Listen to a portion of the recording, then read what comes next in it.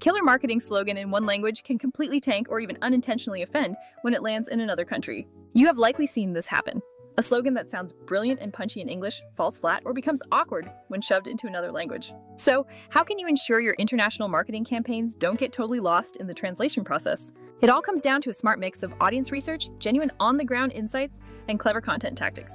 Also, if you are working with video content, there are incredible modern tools that make it way easier to turn long-form recordings into culturally tuned short clips. First, let's cover why this translation nuance actually matters to your bottom line. The point of translating marketing isn't just swapping out words, it is about replicating that same emotional and persuasive impact in a completely new culture. If you ignore this cultural layer, the best case scenario is that your content becomes flat, boring, and totally forgettable.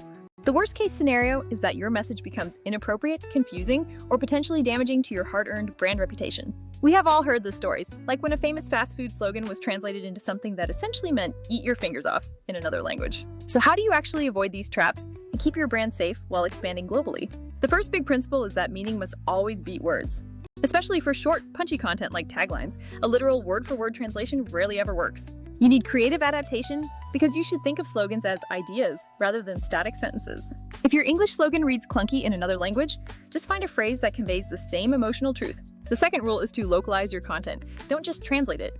Localization means swapping out location-specific facts, cultural references, and even things like currency or date formats. If you're translating a blog that mentions specific local laws, those items must be adapted to that market or you risk looking clueless. The third point is that your visuals matter just as much as your copy. Keep in mind that text length changes between languages, and image choices carry heavy cultural weight in different countries.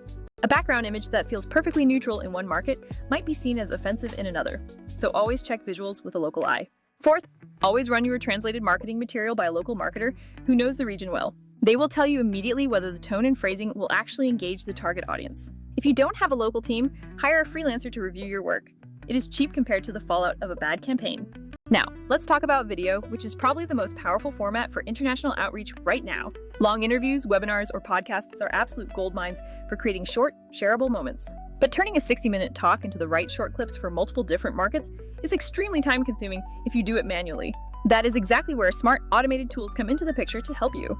These tools automatically find the best moments, generate localized captions, and help you publish across platforms without human error.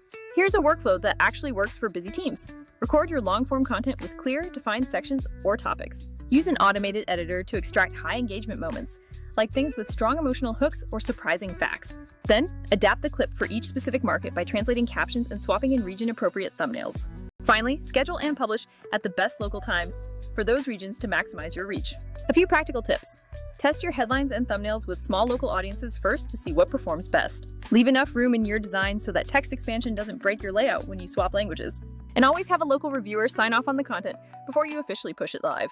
You might wonder about the best tools to choose, as there are a lot of options on the market right now. Manual editing is high quality but slow and expensive, while simple apps might lack the scaling power you need. This is where a purpose-built platform can help you scale international short-form video from your long recordings. You want a tool that finds engaging moments automatically and helps you manage scheduling across regions. That is why I often recommend trying a platform like Vizard if this growth strategy is part of your plan. It is built specifically for turning long videos into short, shareable content at scale, saving you hours of manual review time. It supports auto-scheduling, so once you pick your posting frequency, the tool handles the heavy lifting. The content calendar feature also lets you keep your multi-market campaigns organized in one single place. Compared to alternatives, Vizard's sweet spot is definitely speed and scale for busy content teams. Real-world teams use this to turn one webinar into a week's worth of clips tailored for countries like Spain, Brazil, and Japan. Remember, automation helps, but it never replaces local judgment and native language review. If a slogan is central to the clip, write a localized version rather than relying on a literal subtitle. To summarize, meaning over words, always localize, visuals count, and test everything with locals. For video-first teams, use tools that automate selection and scheduling to scale without breaking the bank. If you want to try a low-lift experiment, take one webinar and aim to make 10 localized clips for 2 different markets. You will learn a ton about which segments travel well and which visuals need swapping. If you want to hear more about workflows for scaling global short-form content, I have plenty more tips I can share.